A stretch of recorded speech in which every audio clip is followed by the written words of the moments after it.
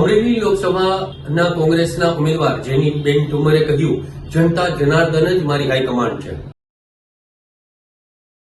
અમરેલી જિલ્લા પંચાયતના સૌથી સફળ પૂર્વ પ્રમુખ અને અમરેલી લોકસભા બેઠકના કોંગ્રેસના ઉમેદવાર જેનીબેન ઠુમ્મરે અમરેલી વિધાનસભાના વાંકિયા, સરંબડા, મોટા માંડવડા, જાળિયા, ગાવડકા, વડેરા, મોટા આંકડિયા, પીપળલગ, વરુડી, જસવંતગઢ, ચિત્તલ, મોણપુરના પ્રવાસ દરમિયાન સંબોધન કરતા જણાવેલું હતું કે જિલ્લા પંચાયતના જ્યારે હું પ્રમુખ હતી ત્યારે અમરેલી જિલ્લાના પાયાના મહત્વના પ્રશ્નો જેવા કે રસ્તા, પાણી, આંગણવાડી, સિંચાઈ, પશુપાલન અને શિક્ષણમાં વધુમાં વધુ લોકોને સુવિધાઓ અને લાભ મળે તે 2.5 વર્ષના મારા શાસનકાળમાં કાર્યરત કરેલું છે. હું જ્યારે પણ અમરેલી જિલ્લાના મારા વડીલો, ભાઈઓ, બહેનો અને ખાસ કરીને યુવાનોને મારા દરેક વક્તવ્યમાં કહેતી હતી કે જનતા મારી હાઈકમાન્ડ છે અને હાઈકમાન્ડની સુખાકારી વધે, લોકોની સમસ્યાઓ હલ કરી શકાય તે મારી પ્રાથમિકતા હતી.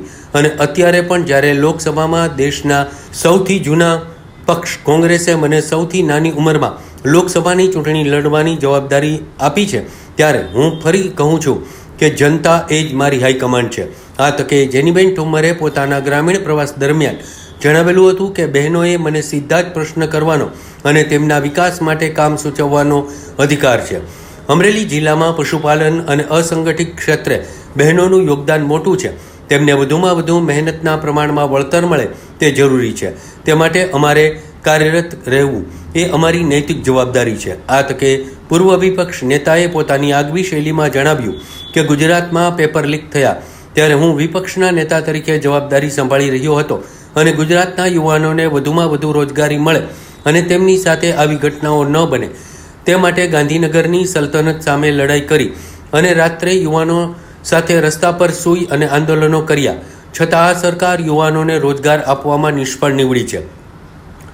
જિલ્લા કોંગ્રેસ પ્રમુખ પ્રતાપ દુધાતે જણાવેલું હતું કે કામ કરી અને લોકોને કહેવું એ યોગ્ય નથી, પરંતુ જ્યારે કોરોનાના સમયે કોંગ્રેસનો દરેક કાર્યકર સૈનિક બની અને યથાયોગ્ય લોકોની સેવા કરી રહી હતી, જેમાં ઓક્સિજન સિલિન્ડરથી લઈ રસોડાનું કામ કર્યું હતું.